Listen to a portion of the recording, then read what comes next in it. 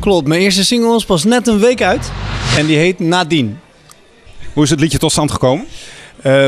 Ik werk samen met een tekstschrijver. Hij schrijft de tekst, Rico Hop.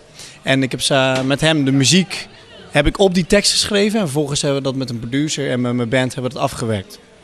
Als zo'n single dan uiteindelijk klaar is en het ligt voor je, een bijzonder gevoel. Dat is wel cool. Ik heb hem bij me. Ik kan hem zo laten zien aan je als je wil.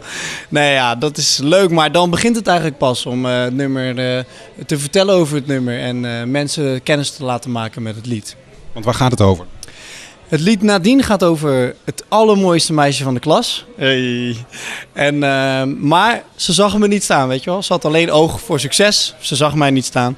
En ik heb haar na Nadine nooit meer zo mooi gezien. En bestaat Nadine echt? Ja, zeker wel. Ik denk dat iedereen wel een Nadine heeft die kent van de middelbare school.